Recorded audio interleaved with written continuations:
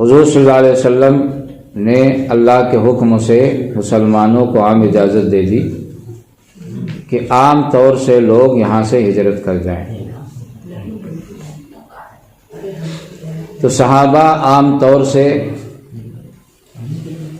ظالموں کے ظلم سے بچنے کے لیے مکہ سے مدینہ ہجرت کر گئے، اور مدینہ منورہ میں جو لوگ حج کے موقع پر آتے تھے یا اور کسی ضرورت کے موقع پر اور اس طرح سے ایمان لا چکے تھے حضور کے ہاتھ پہ، ان لوگوں نے وعدہ کیا تھا کہ اگر مسلمان ہجرت کر کے مکہ سے مدینہ آ جاتے ہیں تو ہم لوگ مسلمانوں کو پناہ دیں گے۔ تو اس لیے مسلمان کثرت کے ساتھ مکہ سے مدینہ ہجرت کر کے جانے لگے۔ انہی میں حضرت صدیق اکبر رضی اللہ تعالی عنہ بھی تھے۔ جب حضرت صدیق اکبر رضی اللہ تعالی عنہ ہجرت کرنے کا ارادہ فرمائے اور رسول اکرم صلی اللہ علیہ وسلم کو یہ بات معلوم ہوئی کہ صدیق اکبر بھی ہجرت کرنا چاہتے ہیں، تو حضور صلی اللہ علیہ وسلم نے حضرت صدیق اکبر کو منع فرما دیا اور فرمایا کہ آپ ابھی رک جاؤ یہاں تک کہ مجھ کو بھی ہجرت کا حکم اللہ کی طرف سے آ جائے۔ معلوم ہوا کہ یہ ہجرت حضور صلی اللہ علیہ وسلم یا صحابہ نے کفار کے ڈر سے نہیں کیا ہے بلکہ اللہ کے حکم سے کیا ہے۔ اللہ کو منظور تھا کہ اسلام کی اشاعت مدینہ سے ہو، اسلام مدینہ سے پھیلایا جائے، اللہ کو منظور تھا۔ قرآن و حدیث سے یہ بات ثابت ہے کہ جب اللہ تعالیٰ نے اپنے محبوب کو حکم دیا تب محبوب نے ہجرت کی، اور صحابہ کو ہجرت کا بھی حکم قرآن میں موجود ہے، حدیث میں موجود ہے۔ ورنہ اللہ تعالیٰ نے اپنے محبوب کو معجزات کی ایسی نعمت بخشی ہے کہ جس کے اشارے سے چاند 2 ٹکڑے ہو جائے، اگر وہ کافر کو اشارہ کر دیتا تو وہ ٹکڑے ٹکڑے ہو جاتا، مگر خدا کو یہ منظور نہیں تھا۔ حضور صلی اللہ علیہ وسلم کی سیرت امت کے لیے تعلیم ہے، اس لیے اسلام کتنی مشکل سے پھیلا، اور جو چیز مشکل سے پھیلتی ہے اس کی قدر ہونی چاہیے۔ اللہ کو یہ منظور تھا کہ اسلام پھیلانے میں صحابہ کی جماعت جو پہلی جماعت ہے، خود اس کو کتنی تکلیف و پریشانی ہوئی، اس کو دیکھ کر بعد والے سبق حاصل کریں اور نصیحت حاصل کریں۔ یہ مصلحت تھی، ورنہ اللہ اگر چاہ لیتا تو مکے ہی سے اسلام پوری دنیا میں پھیل جاتا اور کوئی کچھ نہیں کر سکتا تھا۔ جب حضور صلی اللہ علیہ وسلم نے حضرت صدیق اکبر کو روک دیا کہ آپ ابھی ہجرت مت کریں، تو حضرت صدیق اکبر رضی اللہ تعالیٰ عنہ نے عرض کی کہ حضور پھر جب آپ کو ہجرت کا حکم ہو تو آپ اپنے ساتھ مجھے بھی لے لینا۔ وہ جانتے تھے کہ حضور روک رہے ہیں عام اجازت کے باوجود، اس کا مطلب یہ ہے کہ حضور صلی اللہ علیہ وسلم ہمارے ساتھ جانا چاہتے ہیں۔ اور اسی وقت سے حضرت صدیق اکبر رضی اللہ تعالیٰ عنہ 2 اونٹنی کو خریدا، اور خریدنے کے بعد ان کو کیکر کے پتے کھلاتے رہے۔ کیکر ادھر ایک درخت ہوتا ہے جس کے پتوں سے اونٹنی اور اونٹ جلدی صحت مند ہو جاتے ہیں، تو کیکر درخت کا پتا اونٹنی کو آپ کھلاتے رہے یہاں تک کہ دونوں اونٹنی خوب توانا اور تندرست ہو گئی۔ حضرت صدیق اکبر کی نیت یہ تھی کہ ان دونوں اونٹنیوں پر، ایک اونٹنی پر حضور سوار ہوں گے اور ایک پر ہم سفر کریں گے۔ تو جب حضور صلی اللہ علیہ وسلم کو جو ہجرت کرنے والے تھے وہ ہجرت کر گئے، اور جن کے ساتھ کچھ مجبوری تھی بہت بوڑھے تھے، ضعیف تھے، یا کسی طرح کی اور کوئی مجبوری تھی جو مستثنیٰ تھے، تو وہ تو الگ ہیں، لیکن ہجرت کرنے والوں میں سے صرف 2 آدمی بچے، ایک حضرت صدیق اکبر رضی اللہ تعالیٰ عنہ اور ایک حضرت علی رضی اللہ تعالیٰ عنہ۔ تو حضور صلی اللہ علیہ وسلم کو جب ہجرت کا حکم ہوا تو حضور صلی اللہ علیہ وسلم نے رات میں ہجرت کیا، رات کے اندھیرے میں، کیونکہ کفار مکہ نے جس دن حضور نے ہجرت کیا تو رات میں ہجرت کیا، اور دن میں اس دن یا کسی دن ایک بہت بڑی میٹنگ ہوئی تھی مکہ میں، اور اس مکہ میں جو میٹنگ ہوئی تھی اس میں مکہ کے جتنے سردار تھے سب بڑے بڑے چودھری اکٹھا ہوئے تھے، اور اسلام کو وہ فتنہ کہتے تھے کہ اس فتنے سے نجات کیسے ملے، اس پر سب لوگ غور کریں اور سب لوگ اس پر مشورہ دیں، کیونکہ عرب میں اس وقت قبیلہ واد بہت چلتا تھا، مطلب خاندان کا ساتھ خاندان والے دے دیتے تھے، وہ غلط دیکھتے تھے نہ صحیح، تو وہ لوگ مکہ والے یہ کہتے تھے کہ یہ بنی ہاشم کے ہیں، اور بنی ہاشم خاندان بہت مضبوط ہے، اگر ان کے ساتھ کوئی زیادتی ہوئی تو بنی ہاشم کہیں ایک نہ ہو جائیں اور پھر اس طرح سے دقت ہو جائے، تو کوئی ایسی رائے، کوئی ایسا مشورہ ہو کہ ان کا خاتمہ بھی کر دیا جائے، اور کوئی جو ہے ہم اس کے بدلے انتقام میں ہم لوگوں کے ساتھ کوئی کچھ کر بھی نہ سکے، اس ٹائپ کا کوئی مشورہ، کوئی رائے ہونی چاہیے۔ تو اور جو پنچایت گھر تھا مکے میں اس کا نام دار الندوہ تھا، پنچایت گھر کا حدیث کی کتابوں میں، سیرت کی تمام کتابوں میں، خود دیوبندیوں وہابیوں نے بھی لکھا، اس کا جو ہے تو پنچایت گھر کا نام ندوہ تھا۔ آج وہابیوں کا بہت بڑا مدرسہ لکھنؤ میں ہے جس کا نام ان لوگوں نے ندوہ رکھا ہے۔ اب آپ غور کر سکتے ہیں ان کی فکر کا کہ ابو جہل اور ابو لہب جیسے لوگوں کے پنچایت گھر کا نام ندوہ تھا، تو انہوں نے بھی اپنے مدرسے کا نام ندوہ رکھا۔ دارالعلوم غریب نواز، دارالعلوم غوث اعظم، دارالعلوم اعلیٰ حضرت اگر نام رکھ دیا جائے تو کہتے ہیں یہ تو شرک ہو جائے گا، بزرگوں کے نام پہ نام رکھتے ہیں، اور آپ ابو جہل کے پنچایت گھر کے نام پہ نام رکھے ہو تو ٹھیک ہے کرتے ہو، تم نے جس کو اپنا سمجھا اس کے نام پہ نام رکھا۔ تو اس پنچایت گھر میں پنچایت ہوئی، تو یہ لوگ بیٹھے ہوئے تھے سب، اس میں سب بڑے بڑے ابو جہل جیسے، عتبہ شیبہ جیسے لوگ تھے، پنچایت کر رہے تھے۔ تو دروازے پہ دیکھا کہ ایک بوڑھا شخص چادر اوڑھے کھڑا ہے، تو اس سے ان لوگوں نے پوچھا کہ تم، ابلیس نے جب سنا کہ یہ پنچایت ہونے والی ہے اور اس پنچایت میں ان کے خاتمہ کی تجویز پاس کی جائے گی، اس میں پرستاؤ پاس کیا جائے گا، تو ابلیس نے سوچا کہ کہیں ایسا نہ ہو کہ کوئی معقول مشورہ نہ دے پائے اور میٹنگ فیل ہو جائے، تو جلدی پہنچو، اور اس میں کوئی مشورہ اگر نہ دے پائے تو خود مشورہ دیا جائے اور اس طرح کسی بھی طرح سے اس میٹنگ کو آگے بڑھایا جائے۔ اس نیت سے وہ ابلیس ایک بوڑھے آدمی کی شکل میں چادر اوڑھ کے جا کے پنچایت گھر کے دروازے پہ کھڑا ہو گیا، کیونکہ کسی کی بھی مخصوص پنچایت میٹنگ میں بغیر اجازت کے بھائی اندر نہیں جا سکتا آدمی، تو اس نے بھی سوچا کہ دروازے پہ کھڑا رہو، جب یہ لوگ اجازت دیں گے تو اندر جائیں گے، کھڑا تھا۔ تو لوگوں نے پوچھا کہ تم کون ہو، کہاں سے آئے؟ حدیث میں جملہ ہے کہ اس نے خود کہا کہ میں نجد سے آیا ہوں اور میں شیخ نجدی ہوں۔ اب اسی سے اندازہ لگائیے کہ آپ ابلیس کو کس علاقے سے محبت ہے اور کس نام سے محبت ہے۔ ابن عبد الوہاب نجدی، جو دنیا میں باقاعدہ پوری دنیا میں وہابیت پھیلایا، سب سے پہلی کتاب لکھا جو نجد، ریاض جس کی راجدھانی ہے، کا رہنے والا تھا، اس نے سب سے پہلی کتاب لکھ کے وہابیت جو دنیا میں پھیلائی، اس کو شیخ نجدی کہا جاتا ہے پوری دنیا میں، اور ابلیس نے بھی اپنا نام شیخ نجدی بتایا۔ خود حدیث کی کتابوں میں دیوبندیوں وہابیوں نے جو سیرت میں لکھی کتاب ہے اس میں بھی لکھا ہوا شیخ نجدی۔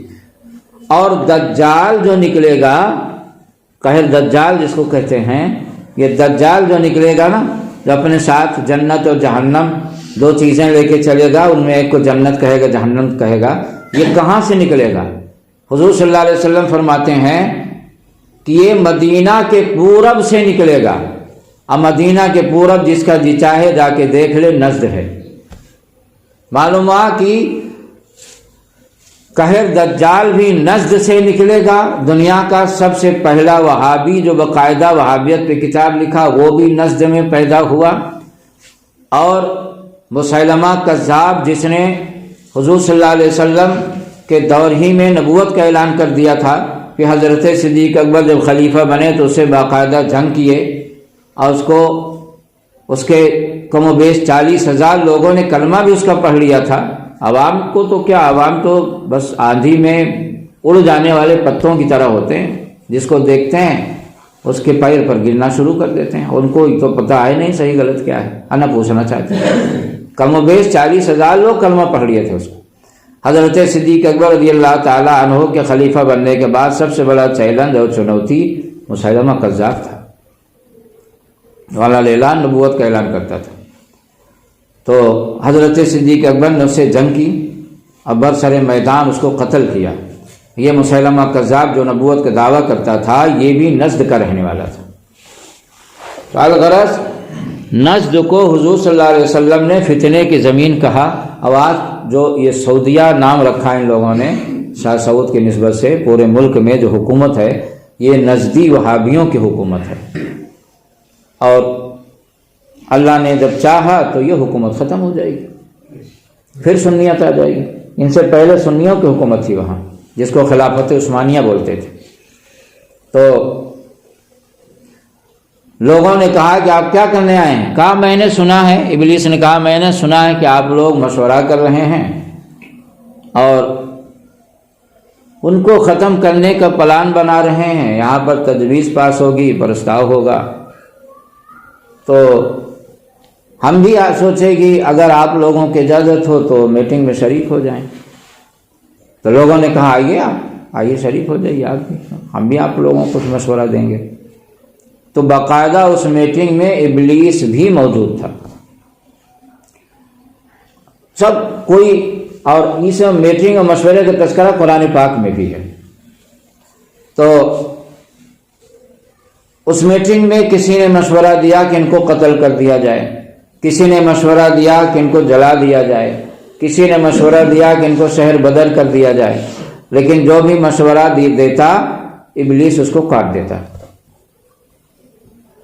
جو مشورہ ان کو قتل کر دیا جائے تو ابلیس کہتا ہے کہ قتل کر دو گے تو ان کے ماننے والے اس کو قتل کر دیں گے جو قتل کرے گا، ان کو جلا دو گے تو اس کے ماننے والے ان کو جلا دیں گے، ان کو قید کر دو گے تو ان کے ماننے والے قید سے چھڑا لیں گے، کبھی طاقت پائیں گے تو، مطلب ہر مشورہ کو وہ کاٹ دیتا تھا۔ تو ابو جہل کھڑا ہوا، اس نے مشورہ دیا کہ میری رائے یہ ہے کہ جتنے قبیلے اور خاندان عرب میں ہیں، سارے قبیلے اور خاندان سے کم ایک آدمی لیا جائے، اور پورے قبیلے مکہ کے سارے قبیلوں کا کہ ایک آدمی لے کر ہر آدمی ایک ساتھ ان پر تلوار چلائے۔ تو جب اتنے لوگ ان کے قاتل ہوں گے تو ان کے خاندان والوں اتنے بڑے شہر سے بدلہ نہیں لے پائیں گے، ہر قبیلہ کا آدمی اس میں شریک ہوگا، کس سے بدلہ لیں گے؟ تو جب اتنے لوگ سینکڑوں قبیلہ اس میں شریک ہوں گے اور سب قتل میں شامل ہوں گے تو سب سے بدلہ نہیں لے پائیں گے۔ بس اس کا ابو جہل کا اتنا کہنا تھا کہ ابلیس اچھل پڑا، واہ واہ واہ واہ واہ واہ، ابو الحکم کا مشورہ بہت صحیح ہے اور اس پر آپ لوگ عمل کریں۔ ابو جہل کا ابو الحکم کہتے تھے وہ لوگ، حکمت والوں کا باپ یا حکمت والا۔ تو ابو جہل تو نام اس کا بعد میں پڑا، حضور صلی اللہ علیہ وسلم نے نام رکھا کہ جو جان بوجھ کر حق کو حق نہ مانے وہ حکمت والوں کا باپ نہیں ہو سکتا، وہ جاہلوں کا باپ ہے۔ تو اس پر اچھل پڑے لوگ اور اسی رائے کو پاس کر دیا۔ चुनांच हर कबीले से एक एक आदमी लेकर और हुजूर सल्लल्लाहु अलैहि वसल्लम के घर का रात में मुहासरा कर लिया, घेर लिया कि ये जब भी निकलें फौरन इन पर हमला कर दो, रात में निकलें सुबह निकलें। उधर से अल्लाह रब्बुल इज़्ज़त का हुक्म आ गया कि आप हिजरत कर जाएं। तो हुजूर सल्लल्लाहु अलैहि वसल्लम हज़रत अली से फरमाए, जो गैर मुस्लिम थे वो भी कीमती कोई चीज़ होती और सफ़र वगैरह में जाना होता तो अमानत के तौर पर उसको हुजूर सल्लल्लाहु अलैहि वसल्लम के पास रख कर तब जाते थे। उनको यकीन था कि हमारी अमानत में ख़यानत नहीं करेंगे। जो गैर थे वो भी हुजूर की सच्चाई पर यकीन रखते थे, मगर कहते थे हम अपने बाप दादा का धर्म कैसे छोड़ दें। तो ये हर धर्मी करते थे, मगर हुजूर की सच्चाई का पर एतमाद थे। तो अमानतें कुछ थीं। तो हुजूर सल्लल्लाहु अलैहि वसल्लम हज़रत अली से फरमाया कि तुम मेरे बिस्तर पर सो जाओ चादर ओढ़ के, और सुबह उठना और फला फला की अमानतें दे देना, और जिसकी जो अमानतें दे के तुम भी आ जाना हिजरत करके। और इधर हुजूर सल्लल्लाहु अलैहि वसल्लम सीधे हज़रत अबू बकर के घर गए रात में, और घर से जब निकले तो चारों तरफ कुफार चमकती हुई तलवार लिए खड़े हैं, और हुजूर सल्लल्लाहु अलैहि वसल्लम सूरह यासीन पढ़ते हुए और उनके मुंह पर धूल मारते हुए निकल गए, और कोई देखा नहीं, कोई नहीं देख पाया। तो हुजूर सल्लल्लाहु अलैहि वसल्लम हज़रत सिद्दीक़ अकबर के घर गए, और जाने के बाद कहा कि मुझको हिजरत का हुक्म अल्लाह की तरफ से आ गया है, और मैं हिजरत करूँगा, और साथ में तुमको भी रहने का हुक्म हुआ है। अब यहाँ पर दो मसला आप हजरात को मैं बता दूं तब आगे बढ़ूं। एक मसला तो ये है कि हुजूर सल्लल्लाहु अलैहि वसल्लम जब हज़रत अली से फरमाए कि तुम सो जाओ बिस्तर पे और सुबह उठना,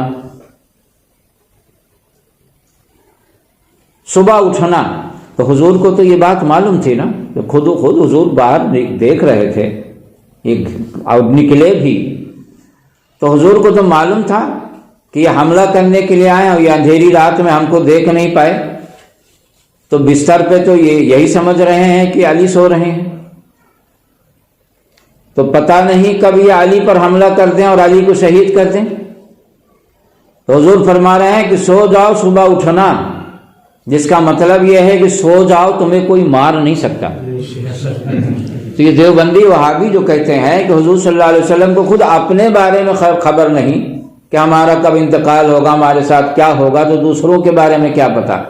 इन जालिमों को पूछो, इन जालिमों से, कि जब हुजूर को अली के बारे में पता है कि इन्हें सुबह तक कोई न मार सकेगा, सुबह तक नहीं बल्कि जब तक अमानत न दे दें लोगों की, तब तो फरमाया सुबह उठना अमानत दे देना, जिसका मतलब यह है कि ये तुम इस बिस्तर पे, मौत के बिस्तर पे तुम सो रहे हो मगर तुम मरोगे नहीं। इसीलिए अली फरमाते हैं जितनी सुकून की नींद उस रात हमें आई है किसी और रात नहीं आई।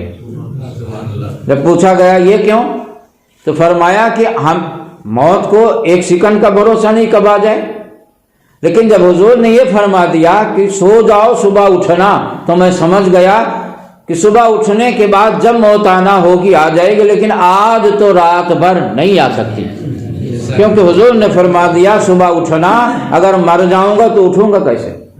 तो हुजूर फरमा रहे हैं सुबह उठना, जिसका मतलब यह है कि आज रात में हमें कोई नहीं मार सकता, इसलिए हम रात भर के लिए सुकून से सो गए। और जब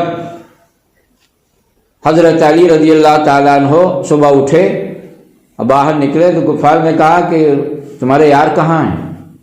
हजरत अली ने फरमाया मुझे मालूम नहीं वो कहाँ है। फिर उधर से कोई गुजरा तो ये खड़े थे सब सुबह और उजाला हो चुका था। पूछा कि आप लोग क्यों खड़े हो यहाँ पर। कहने लगे कि हम लोगों का इरादा ये है कि ये साहिब खाना निकले तो हम लोग हमला कर दें इस पर, इसको शहीद करके ख़त्म कर दें। वो तो जा चुके हैं, और तुम लोगों के सर पे मिट्टी मारते हुए गए, खबर नहीं हुई तुम लोगों को। सर तो देखो, जब सब अपना सर टटोले तो सबके सर पे मिट्टी थी। اور یہ بھی عجیب بات ہے کہ ایک مٹھی مٹی سب کے سر پہ پہنچ گئی. اور اس کے بعد جب حضور صلی اللہ علیہ وسلم حضرت ابو بکر کے گھر گئے تو پیچھے کی طرف سے جو کھڑکی تھی، چھوٹا دروازہ ہوتا ہے، ادھر سے نکلے اور حضور صلی اللہ علیہ وسلم سیدھے غار ثور تک گئے. یہ پہاڑ میں ایک کھو ہے جس کو غار ثور بولتے ہیں. غار کے معنی کھو کے ہوتے ہیں. مکہ سے کچھ دوری پر یہ غار ہے. حضرت صدیق اکبر رضی اللہ تعالیٰ عنہ، حضور صلی اللہ علیہ وسلم دونوں جا رہے تھے، اور جب کفار کو معلوم ہوا کہ یہ دونوں نکل چکے ہیں تو باقاعدہ پھر میٹنگ ہوئی، اور میٹنگ میں اعلان ہوا کہ جو حضرت محمد صلی اللہ علیہ وسلم کو قتل کر دے، راستے میں ان کی کھوج کر کے قتل کر دے یا گرفتار کر کے لائے، اس کو 100 اونٹ انعام میں دیے جائیں گے. اور 100 اونٹ کی قیمت بہت زیادہ ہوتی تھی. 100 اونٹ انعام دیے جائیں گے اس کو. تو بہت سے پیسے کی لالچ میں دوڑ پڑے تھے حضور کو گرفتار کرنے کے لیے. تو حضور صلی اللہ علیہ وسلم چل رہے تھے، اور پیدل چلتے چلتے پیر چھل گئے، آبلے پڑ گئے. جب حضرت صدیق اکبر رضی اللہ تعالیٰ عنہ نے یہ حالت دیکھی تو عرض کی کہ حضور میں بیٹھ جاتا ہوں، آپ میرے کندھے پہ سوار ہو جائیں. اور ظاہر سی بات ہے کہ اتنا پیدل اتنا زیادہ چلنے کے بعد حضرت صدیق اکبر کے پیروں میں بھی تو تکلیف رہی ہوگی. پتھریلی زمین ہے، وہ پتھریلی زمین ہے. بتہا اسے کہا ہی اسی لیے جاتے ہیں، بتہا کے معنی ہی ہوتے ہیں پتھریلی زمین. تو حضور آپ میرے کندھے پہ سوار ہو جائیں. تو حضرت صدیق اگر بیٹھ گئے اور حضور صلی اللہ علیہ وسلم سوار ہو گئے. نبوت کا بوجھ اٹھا کر ابو بکر چل رہے ہیں. ختم نبوت کے جسم اطہر کو اپنے کندھے پہ سوار، اس سے بڑی خوش نصیبی اور کیا ہو سکتی. حضرت عمر رضی اللہ تعالیٰ عنہ فرماتے ہیں کہ جب حضور صلی اللہ علیہ وسلم، حضرت ابو بکر تو پہلے چلتے تھے جیسے چلتے ہیں لوگ، لیکن جب حضور ان کے کندھے پہ سوار ہو گئے تو حضرت ابو بکر پھر چل نہیں رہے تھے، مارے خوشی کے دوڑ رہے تھے. اور غار ثور کی چڑھائی پر چڑھتے چلے گئے، اور غار ثور کے پاس لے جا کر حضور کو اتار دیا. اور اس کے بعد کہا، حضور خدا کی قسم اس غار میں آپ پہلے نہیں جائیں گے، پہلے میں جاؤں گا. رات کا وقت تھا، اندھیرا تھا، گھپا. اور غار میں جانتے ہیں آپ، غار کے اندر بل ہوتے ہیں، سوراخ ہوتے ہیں، اس میں سانپ ہوتے ہیں بڑے بڑے پرانے. اور ایسے غار میں جہاں پر لوگ اندر جاتے نہیں، کبھی بکری وغیرہ چرانے جاتے ہیں تو پہاڑ کے دامن تک جاتے ہیں، واپس آ جاتے ہیں. ویران جگہ، پہاڑوں پر سانپ ایسے ہی جگہ رہتے ہیں. حضور یہ اندھیرا ہے اور اندھیری رات میں آپ اندر جائیں، پتہ نہیں کوئی موذی جانور بیٹھا ہو، سانپ ہو، بچھو آپ کو تکلیف پہنچا دے. پہلے میں جاتا ہوں تاکہ جو بھی تکلیف پہنچائے مجھے پہنچائے. کوئی بھی چیز اندر ہو، کوئی بھی تکلیف دہ چیز ہو، مضر چیز ہو تو ہم کو تکلیف پہنچائے. یہ ہے اس کے رسول، یہ ہے اس کے رسول. اندھیری رات میں ابو بکر گھس گئے غار میں، اور یہ نہیں ڈر رہے ہیں کہ اندر شیر ہے کہ چیتا ہے کہ سانپ ہے کہ بچھو ہے، گوجر ہے، کیا ہے اندھیری رات میں. اس دور میں لائٹ کا رواج تھا نہیں، لائٹ کی ایجاد نہیں تھی. لائٹ کی ایجاد جب ہو بھی گئی تب بھی غار پہاڑ پہ لائٹ کہاں، رات اندھیری رات. تو حضرت ابو بکر رضی اللہ تعالیٰ عنہ دکھائی دے نہیں رہا تھا، غار کے اندر اور گھٹا ٹوپ اندھیرا. تو آپ اپنے ہاتھ سے بلوں کو، سوراخوں کو ٹٹولتے تھے، کہاں کہاں بل ہے، اور اپنی چادر سے کپڑا پھاڑ پھاڑ کے بلوں میں ٹھونس رہے تھے، بھر رہے تھے، سب بل بند کر رہے تھے. ساری بلوں کو بند کر دیا، ایک بل بچی، ایک سوراخ بچا. اچھا، بعض روایتوں میں یہ بھی آیا ہے کہ چادر جب ختم ہو گئی تو آپ اپنے کرتے کو اتار کر کرتا پھاڑ پھاڑ کے سوراخوں کو بند کرنے لگے. کرتا پھاڑ پھاڑ کے سوراخوں میں بند کرنے لگے. اور اس کے بعد ایک سوراخ بچا اور کپڑا ختم ہو گیا. اب لنگی ہے تو سطر چھپانا بھی ضروری ہے اور کوئی کپڑا نہیں، تو اب کیا کریں؟ اور اس کے بعد صاف کیا غار کو، سوراخوں کو بند کیا، اور ایک جو بل بچی تھی، سوراخ بچا تھا، تو کتابوں میں آیا ہے کہ وہ سوراخ اصل میں بہت بڑا بھی تھا، اور بڑے سوراخ کے لیے کپڑا بھی زیادہ ہونا چاہیے، تو کپڑا اتنا تھا نہیں. تو آپ نے یہ ترکیب لگائی کہ اپنے پاؤں کو سوراخ میں ران تک داخل کر دیا. کاٹے جس کو کاٹنا، میرے محبوب کو تو نہیں کاٹے گا، میرے مصطفیٰ کو تو نہیں کاٹے گا. یہ ہے عشق رسول جس نے ابو بکر کو تمام صحابہ سے بلند کر دیا. یہ عشق رسول ہے. بے شک نماز روزہ فرض ہے، مگر نماز کی بنیاد پر اگر آدمی کو اتنا بڑا درجہ مل جاتا تو ابلیس کو کیوں نہ ملا؟ وہ تو کم و بیش 6 کروڑ برس نماز پڑھا. بے شک نماز فرض ہے، نماز چھوڑنا بہت بڑا گناہ ہے، مگر درجہ اور مرتبہ جو ملتا، ہم نماز اس لیے نہیں پڑھتے ہیں کہ ہم کو درجہ مرتبہ ملے، ہم نماز اس لیے پڑھتے ہیں کہ اللہ کے بندے ہیں اور بندہ پر فرض ہے کہ بندگی کرے. ہم بندے، ہم پر بندگی فرض ہے. درجہ مرتبہ نماز کی وجہ سے اللہ دے یا نہ دے وہ اس کی مرضی کی بات ہے. درجہ اور مرتبہ ملتا ہے اس کے رسول کی بنیاد پر. اور اس کے رسول کا مطلب یہ ہے کہ صحابی رسول صدیق اکبر نے بتا دیا کہ لوگوں، جو حضور نے فرمایا کہ جب تک تمہارے نزدیک میں تمہاری جان سے زیادہ پیارا نہ ہو جاؤں تب تک تم مومن کامل نہیں ہو سکتے ہو، تو حضور کا وہ فرمان ہے اور اس پر یہ عمل ہے. سانپ کے سوراخ میں، اتنے بڑے سوراخ میں کہ پاؤں چلا جائے، ران تک داخل کر دینا، یہ اس بات کی دلیل ہے کہ ابو بکر حضور کی جان کو اپنی جان سے زیادہ پیاری سمجھتے تھے. ورنہ جتنا خطرہ اس غار میں ایک آدمی کو ہے اتنا ہی خطرہ دوسرے کو بھی ہے اس غار میں. اور سانپ واقعی بلوں کے اندر موجود تھے. ران تک داخل کر دیا اور اس کے بعد آواز دی کہ حضور غار صاف ہو گیا اور آپ اندر تشریف لائیں. تو حضور صلی اللہ علیہ وسلم جب اندر گئے تو ابو بکر کو دیکھا کہ ننگی پیٹھ ہے، بدن پہ کرتا نہیں. فرمایا ابو بکر کرتا کہاں؟